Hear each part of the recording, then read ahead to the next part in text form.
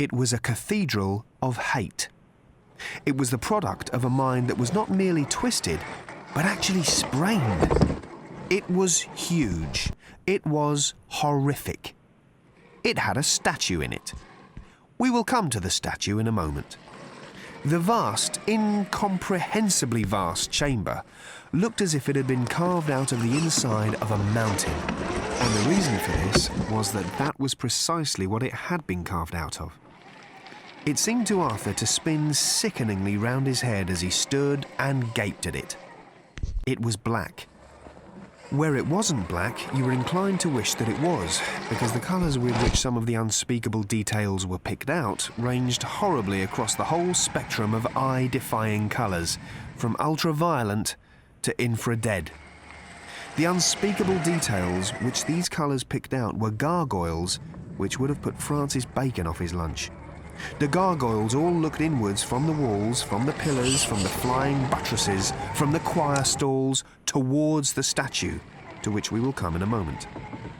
And if the gargoyles would have put Francis Bacon off his lunch, then it was clear from the gargoyles' faces that the statue would have put them off theirs had they been alive to eat it, which they weren't, and had anybody tried to serve them some, which they wouldn't.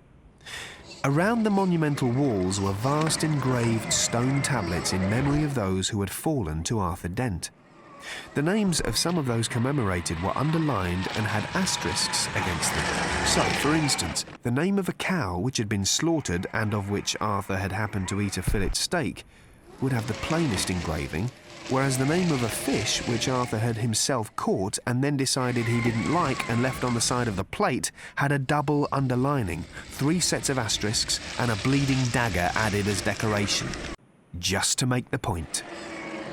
And what was most disturbing about all this, apart from the statue, to which we are by degrees coming, was the very clear implication that all these people and creatures were indeed the same person, over and over again.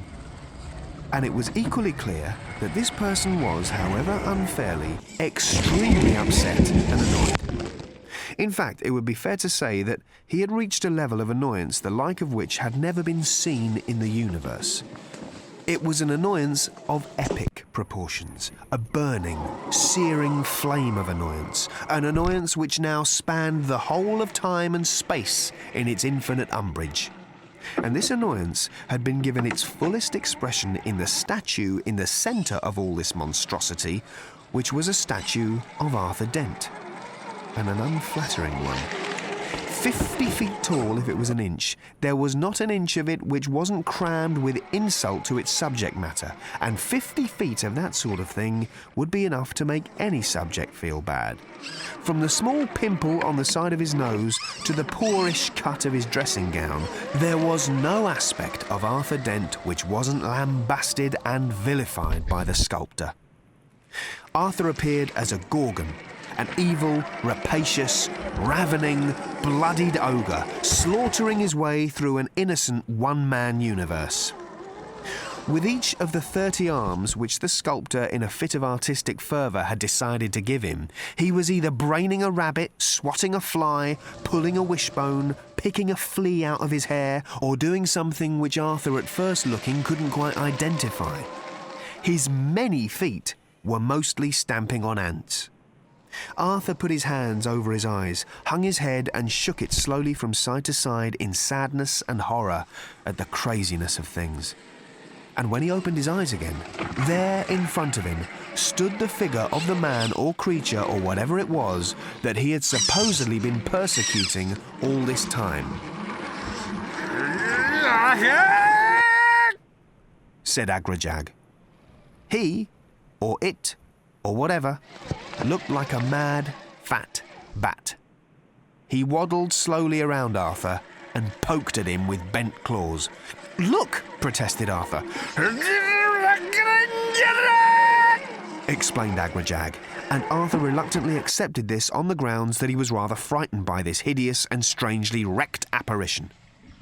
Agrajag was black, bloated, wrinkled and leathery. His bat wings were somehow more frightening for being the pathetic, broken, floundering things they were than if they had been strong, muscular beaters of the air.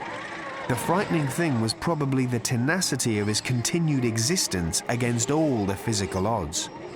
He had the most astounding collection of teeth. They looked as if they each came from a completely different animal, and they were ranged around his mouth at such bizarre angles, it seemed that if he ever actually tried to chew anything, he'd lacerate half his own face along with it, and possibly put an eye out as well. Each of his 3 eyes was small and intense, and looked about as sane as a fish in a privet bush. I was at a cricket match, he rasped. This seemed on the face of it such a preposterous notion that Arthur practically choked. Not in this body, screeched the creature. Not in this body. This is my last body, my last life. This is my revenge body, my kill Arthur Dent body, my last chance. I had to fight to get it, too. But I was at, roared Agrajag, a cricket match. I had a weak heart condition. But what, I said to my wife, can happen to me at a cricket match? As I'm watching, what happens? 2 people quite maliciously appear out of thin air just in front of me. The last thing I can't help but notice before my poor heart gives out in shock is that one of them is Arthur Dent, wearing a rabbit bone in his beard. Coincidence? Yes, said Arthur. Coincidence? Screamed the creature, painfully thrashing its broken wings and opening a short gash on its right cheek with a particularly nasty tooth. On closer examination, such as he'd been hoping to avoid, Arthur noticed that much of Agrajag's face was covered with ragged strips of black sticky plasters. He backed away nervously. He tugged at his beard. He was appalled to discover that, in fact, he still had the rabbit bone in it. He pulled it out and threw it away.